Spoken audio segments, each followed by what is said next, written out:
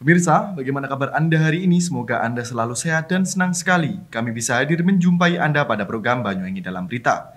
Bersama saya Bima Dirga, beragam informasi teraktual dari sejumlah wilayah di Banyuwangi akan kami hadirkan untuk menemani aktivitas Anda. Inilah Banyuwangi Dalam Berita selengkapnya.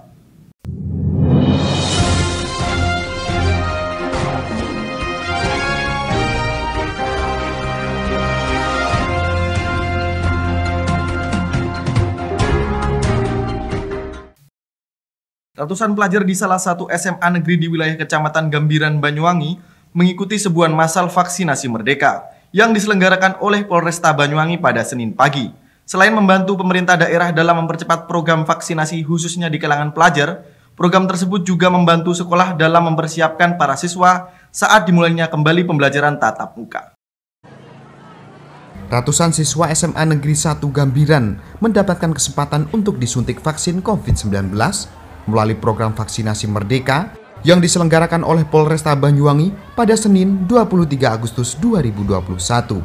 Selain menggandeng SMA Negeri 1, pihak kepolisian juga menggandeng SMK Muhammadiyah 4 dengan target sasaran sebanyak 1.200 siswa di kedua sekolah tersebut. Vaksin Sinovac disediakan pihak kepolisian pada penyuntikan dosis pertama kali ini. Di sisi lain, program vaksinasi Merdeka yang menyasar pelajar tersebut selain membantu pemerintah daerah dalam mempercepat program vaksinasi, juga membantu pihak sekolah dalam menyiapkan siswanya saat dimulainya kembali pembelajaran tatap muka di masa PPKM darurat. Wakil Bupati Banyuwangi Haji Sukirah yang hadir di tengah acara mengapresiasi langkah yang ditempuh Polresta Banyuwangi dalam mendukung pemerintah daerah untuk menyelesaikan persoalan terkait vaksinasi di Banyuwangi. Tanpa ada dukungan maupun kerjasama dari berbagai pihak, nakes yang ada saat ini bisa kewalahan. Terlebih, hampir 1.000 nakes di Banyuwangi gugur dalam mengemban tugasnya.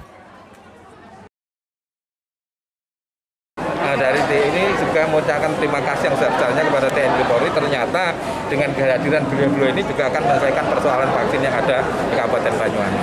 Karena apa? Bagaimanapun juga tenaga kesehatan kita ini tidak akan mampu ketika tidak ada kerjasama yang baik. Lebih-lebih kemarin baru saja tenaga nakes kita baru tumbang beberapa 1.800, hampir 1.000 lah. Itu pun juga akan menghambat tenaga. Oleh karena itu saya terima kasih pada TNI Polri dan kawan-kawan semua, termasuk Pak Camat yang sudah bisa melaksanakan vaksin secara besar-besaran pada hari ini dengan 1.500 sasaran. Begitu Pak. Pada penyuntikan dosis pertama kali ini, masih ada beberapa siswa yang tidak bisa mengikuti lantaran masih belum memenuhi syarat. Dan nantinya bagi mereka yang belum tersuntik vaksin, bisa menyusul 3 bulan mendatang. Ada 2 faktor yang menyebabkan beberapa siswa yang belum bisa disuntik vaksin, mulai dari pernah terpapar virus COVID-19 dengan gejala anosmia, sampai dengan kondisi kesehatan yang belum memenuhi syarat saat dilakukan screening. Saya sebagai pimpinan Kepala Sekolah SMA Negeri 1 Gambiran sangat bangga bisa mendapatkan kesempatan untuk menyediakan tempat pelaksanaan vaksin yang alhamdulillah pada hari ini berjalan dengan lancar, meskipun ada beberapa siswa kita yang belum tervaksin karena memang belum memenuhi syarat.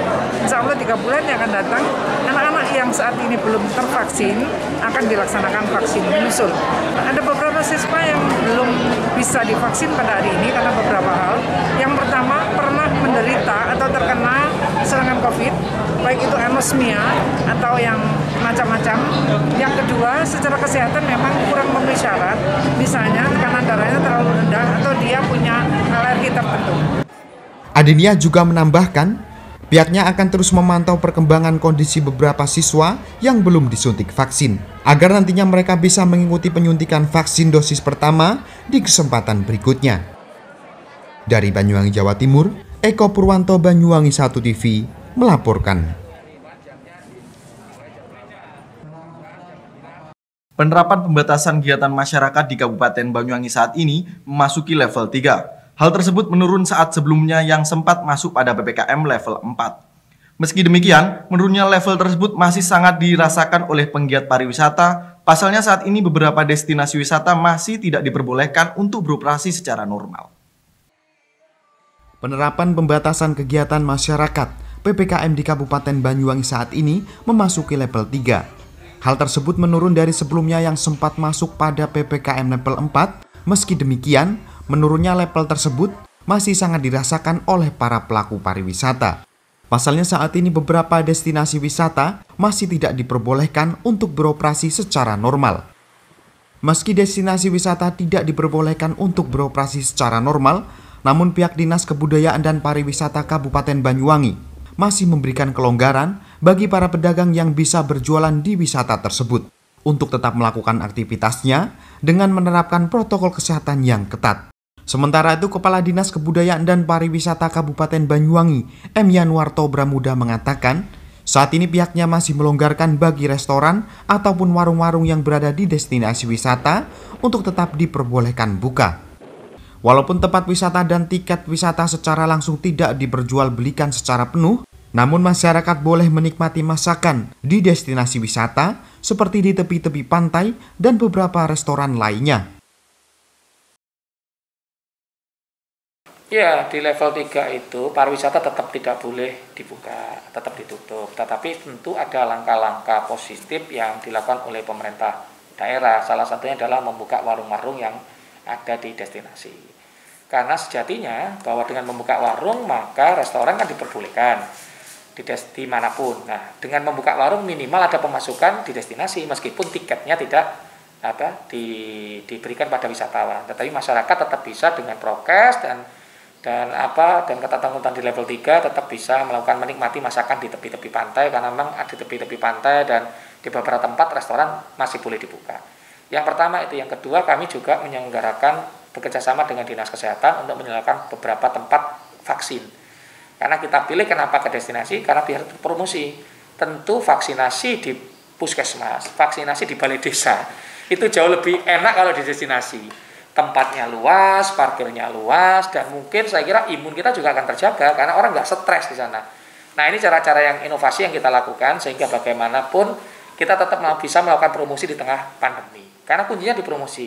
Kita yakin kalau Banyuwangi akan baik, levelnya akan turun ke level 2. Pada saat PPKM ini selesai dan kita dibuka, destinasi boleh dibuka, maka kita akan siap karena teman-teman memang sudah bersiap diri baik secara SDM maupun infrastruktur untuk menerima wisatawan selesainya PPKM ini. Sudah hampir seluruh pelaku pariwisata di destinasi sudah vaksin. Mungkin minggu-minggu ini sama minggu depan itu sudah masuk ke tahap 2. Jadi tahap 1 kemarin sudah hampir 2000-an ya seluruh pelaku pariwisata itu divaksin, dan ini mungkin saatnya nih jadwal untuk tahap kedua ya ini dalam minggu-minggu ini sama.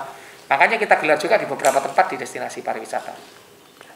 Demi meringankan beban para pegiat pariwisata di Kabupaten Banyuwangi, pihaknya telah melakukan penyaluran bantuan paket sembako kepada beberapa pelaku wisata, seperti halnya Pok Darwis, pelaku seni, budayawan, pelaku sound system, sanggar seni, hingga pemandu wisata. Sementara itu, mengenai kapan pembukaan destinasi wisata secara penuh, pihak pemerintah daerah masih menunggu keputusan dari pemerintah pusat. Dari Banyuwangi, Jawa Timur, Kiki Hidayat, Banyuwangi 1 TV melaporkan.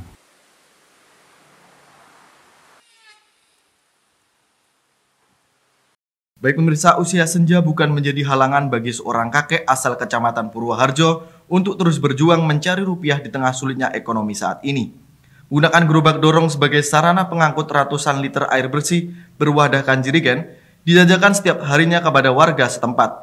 Profesi yang terbilang sudah sangat langka tersebut dilakoni hampir 40 tahun lamanya. Pemirsa, jerigen ukuran 30 liter disiapkan kakek Mustari sebelum berangkat menuju masjid seberang untuk mengisi air. Langkah kakinya masih kuat, usianya yang sudah menginjak kepala 7 ternyata tidak menjadi hambatan bagi kakek Mustari dalam mencari rupiah lewat berdagang air bersih keliling setiap harinya. Dengan menggunakan gerobak dorong dari kayu, kakek Mustari berjalan dari rumah ke rumah maupun toko ke toko untuk menawarkan beberapa liter air yang dibawanya. Profesi yang sudah terbilang langka tersebut sudah menjadi penopang hidup bagi kakek Mustari dalam 40 tahun belakangan ini. Maka tidak heran jika masih ada beberapa pelanggan yang masih setia menggunakan air bersih miliknya. Selain itu, pihak pengelola masjid tidak membebankan Rp1 pun kepada kakek Mustari dalam memanfaatkan air sumur untuk dijual kembali. Namun pihaknya hanya membebankan kakek Mustari untuk merawat serta membersihkan sumur tersebut. Salah satu pelanggan mengungkapkan, Selain murah dan terjangkau, air jerigen milik kakek Mustari ternyata tidak sama seperti yang ada pada sumur lainnya, yakni bersih dan tidak berasa payau ataupun berkarat. Lantaran sudah dikenal memiliki perbedaan tersebut, beberapa pelanggan bahkan ada yang memborong hingga 4 jerigen. Kalau dari airnya Pak Mustari ini dari sumber dari sebelahnya masjid itu bagus. Kalau dari sumber asli itu sampai itu agak asin sedikit itu pakai cuci piring. Kalau airnya Pak Sari ini pakai masak. Iya, sumber asli ini. Maksudnya airnya air bening. Ya satu harinya pengambilan ya 4 jerigen. Untuk ongkos jasa 1 jerigen air, pelanggan cukup merogoh kocek Rp2.000 saja. Dalam sehari pendapatan kakek Mustari tidak menentu. Terkadang mendapatkan Rp30.000, jika ramai bisa sampai Rp50.000. Itu pun saat kemarau panjang melanda. Karena kasihan, ada beberapa pelanggan yang sengaja memberikan tambahan tersendiri kepada kakek Mustari. Kadang di warung-warung ya di rumah 4 kali. 4 kali ya. Siang 2, sore 2. Ada kadang-kadang yang 2-3 ribu. Dari Banyuwangi, Jawa Timur, Eko Purwanto, Banyuwangi 1 TV melaporkan.